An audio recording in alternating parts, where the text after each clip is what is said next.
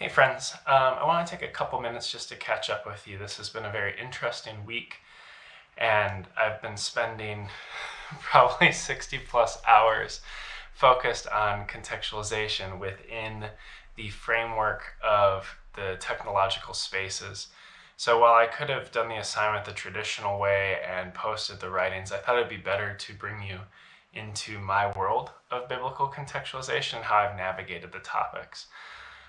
Just to start, the content that we've worked through in this course is absolutely incredible and highly applicable to the conversations I've been trying to have to quickly touch on the navigating digital spaces among different faiths.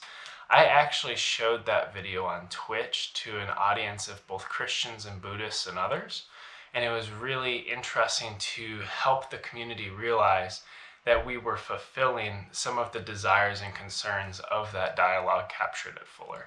That we are able to foster deep, open conversations across the barriers of both faith, ethnicity, race, gender, and politics in a way that we don't see in traditional conversations on Facebook and Twitter, etc. So I wanted to unpack that a little bit with you all, catch up on that, and kind of break it down, Bevan's model one by one.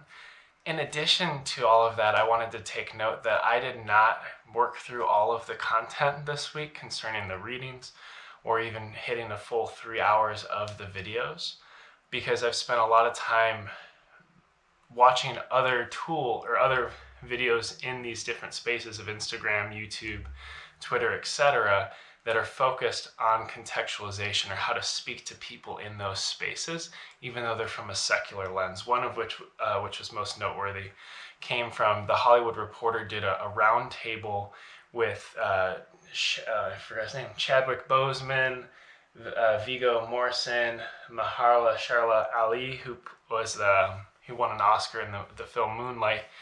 And it was just an opportunity for actors to kind of take off their actor self and discuss how they do contextualization, how they step into these different roles and create a space for dialogue. And that's what I've been doing in Twitch. So this was kind of a week where I had to improvise a lot, and I wanted to take some time to record my thoughts and expose you to my world of contextualization and technology rather than do it on paper. So hopefully this video is of value to you and interesting.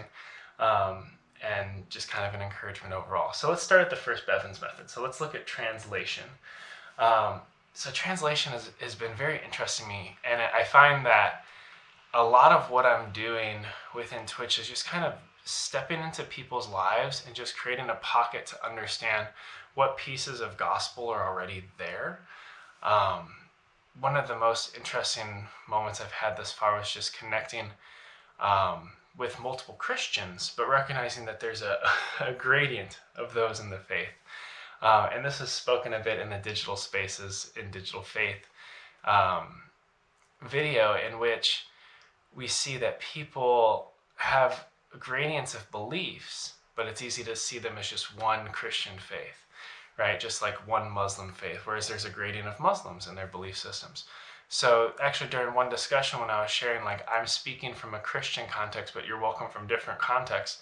During that discussion, we had 5 people that had been part of the community for like 4 months say, oh, well, I'm a Christian and I'm a Christian. Like, I'm over here. And it's like, oh, all right, well, that's great. I don't know your full walk. I don't know your full testimony. But it's neat because I've been discipling you for 5 months, officially, unofficially. And the whole thing we're creating in Twitch is to bring people into spaces where they don't know they're at church, because they feel like they're able to be heard. And that's so countercultural to the mainstream church we see today and how people normally have interactions with church. The next model, anthropological. Okay, I think this is me improvising, right? So I don't have time to polish my thoughts. With the anthropological model, it's really about kind of like looking at the actual cultural pieces and figuring out like what you can leverage or lift to the best of my understanding. I'm probably going to mix up 3 of these during this video. But what I found in this, and this kind of comes from a lot of the secular tools that I've worked through, is understanding the medium that you're trying to minister through. So there is a Twitch is a really interesting space in which you have someone who's curating content live in real time over the course of 1 hour to 12 hours, and people are coming in and out of the room and chatting and interacting with them. And there are certain inside jokes, inside humor, certain behaviors that are just natural in that space. Whether it's using another platform called Discord to create spaces for your community to interact outside of your channel.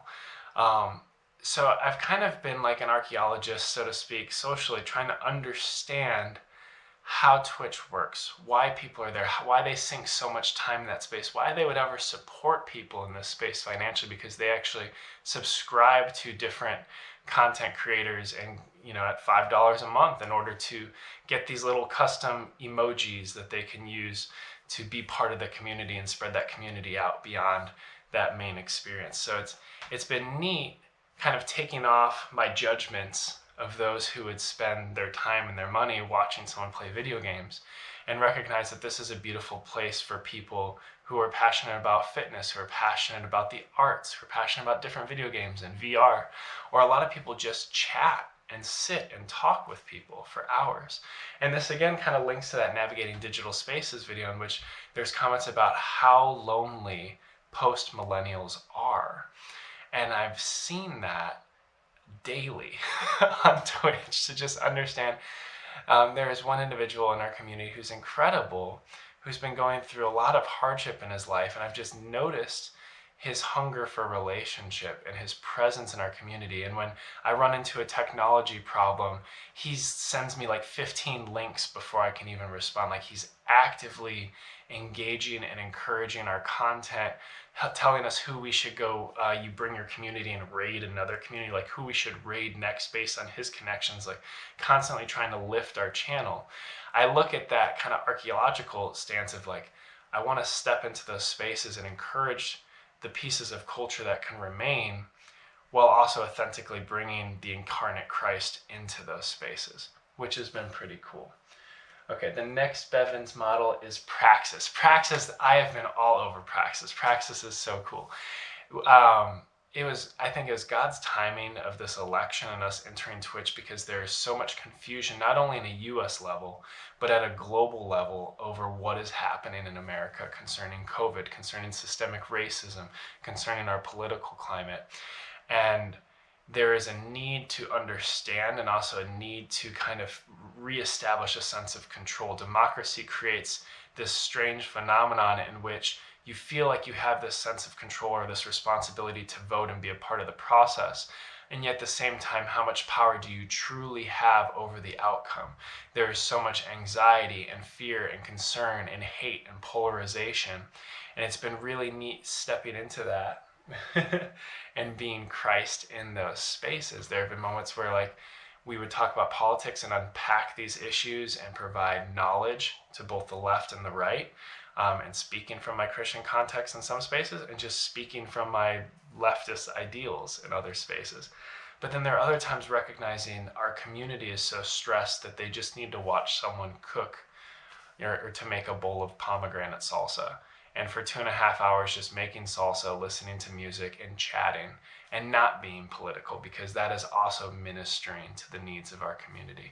Additionally, we've had multiple people experience either surgeries in their life, or like COVID, and be able to on the spot ask them, would you be okay with us praying, and praying over them, and inviting members of our community who are from different faith backgrounds to also wrap around those individuals and pray. So that's been a really exciting, interesting experience for me in Twitch concerning contextualization. The synthetic model, I always get a little hung up with that. I feel like synthetic model kind of leverages all of it. So maybe everything I've been doing is synthetic. So I'm going to pass that one. But the transcendental is really cool. And I'll give you an example of transcendental for me in Twitch. I look at the transcendental model as giving people the autonomy and the authority to come to their own sense of theology, or their own understanding or knowing. And what I've found in our community is really focusing on this idea of open dialogue immediately empowers them. It gives them the space to say, I'm coming from this context, this background, growing up where my parents came over as boat people from Vietnam, and this is why I have this lens on systemic racism, or I come from this Buddhist background or from this atheist background, but in Germany we grew up as Christianity was woven into the school system until I broke off a track. Like, letting people fully own who they are and feel like they can fully share from that, but then asking thought-provoking questions and sharing from my context so that there's a mutual theologizing happening across our room to ask what is truth and allow people to answer that.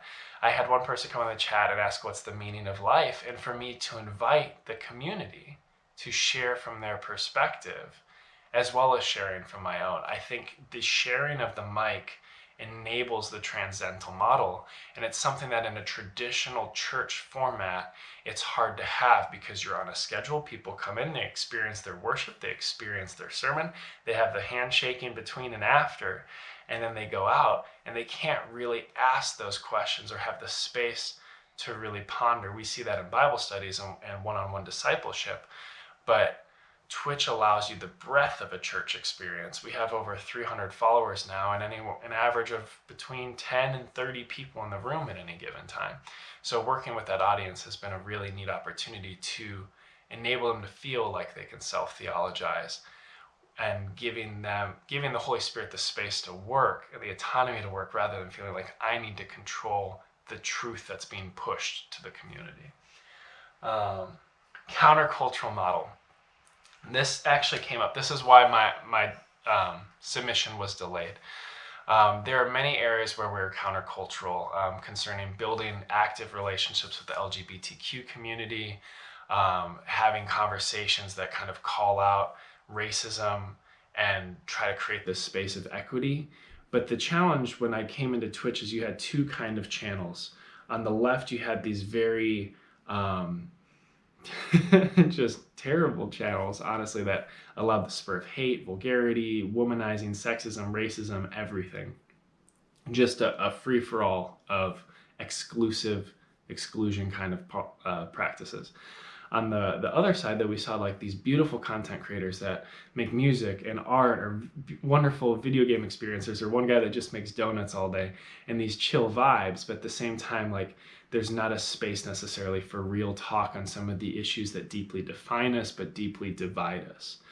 And what we wanted to be is kind of this bridge between the two groups. So what that means is our community is not always safe. We have trigger warnings when we get into topics like pornography or addictions or other spaces. And there are areas where these cultures do have to conflict. But again, keeping with that transcendental model, we're giving people space to come to their own understanding. But when someone comes into the room saying things that are racist against another people group, for instance, this happened with Jews, we have to kind of time them out where they can't post, and I talk and I explain the rules, and then I untime them out and give them the space to listen and understand. So setting some rules of engagement without creating no on-ramp from one culture to the other has been a really interesting experience in Twitch. That said, there are certain areas where culture hits a wall, and for that it's been with the area of child predators. Because we stream actively as a family with our children, we are very vigilant in that space and very conservative, and we have had challenging experiences of people coming into our chat and sharing pictures of mutilated children, people, having names like child's private parts and coming in and trying to like ask, like, show me your kids. There are aspects of that we do have to push against, and I mean, this is driven by Christ's love of children and how precious they are to them. So we are very strong advocates in that space. So those are the moments where I've seen gospel hits culture and it says we can't coexist on that front. And I don't know how to have an influence there yet in Twitch because child predators are rampant in these spaces. I'm a little bit better at navigating Discord with hate groups and alt-left and alt-right conversations, but I haven't found that spot yet in the space of eliciting violence towards children. So all that said, the ahas I've had this week, as we kind of bring this to a close, ministering out from taking our context or understanding the gospel and bringing it into other people's spaces has really forced me to take the time to study the culture and the people and their needs before I come in with gospel. I think being the gospel requires us to listen first. And that seems so countercultural to how most churches function. It also requires kind of this contentment in my faith and this confidence in the truth that I've come to know, but that I can coexist alongside people of vastly different beliefs without having to change them in those moments, to allow them to have equal value to me in the discord and the dialogue, and then to allow the community that's present in that discussion to come to their own judgments. So all of the content from this semester has been incredibly powerful for me to see Muslims and Christians sitting together and having discourse, or the LGBTQ community being included and part of the church and seeing those discussions. So I guess the aha for me is that while God has been moving through his contemporary Christian church, the church has been limping, and COVID has exposed what has been deficit for years. I mean, the church is decades behind on the technological spaces and on digital discipleship, and on allowing other people to build their theology from their context and meeting them where they're at. But at the same time, COVID's created this beautiful opportunity because so many people are going to these spaces. It's allowing us to start to rub against one another. The reality is developing good content in the digital space is hard. It takes a long time to curate it correctly. Everything you see around me, which I'll pick up the camera in a minute and show you, has taken time, investment, and learning. In addition to studying these contexts, the content from grad school, I follow the most successful streamers and Instagrammers and YouTubers because I need to understand how have they found a way to tell a compelling story, to create an open dialogue. And I think as Christians, we are often slow to those processes. We are slow to being willing to lean into the sciences or into the technologies. So let me give you a quick tour, and I'm going to cut this thing off, and I might edit it or not. So we'll see. All right, so I'm going to pick y'all up. So this is the studio. So to give you a quick tour, we use a whole bunch of GoPros. So I got 2 over there right now, and you're on the 3rd one. And then we do these for cooking streams. We stream cooking in our house. We also do fitness over here. So I do my morning workouts and do discipleship. This morning we talked about, this morning we actually watched a lot of content that I did for homework. We use a green screen so I could put like jellyfish or fire behind me while I work out. And then this is kind of space where I play video games with the kids and stream that content and music. But yeah, it's crazy. And these are how my streams end, is with me talking to this little camera and telling people how much I appreciate them. And for this group, Elizabeth, Christy, and Ogden, you have been amazing over the last couple weeks, and it's been so precious interacting with you in the digital space of Fuller University.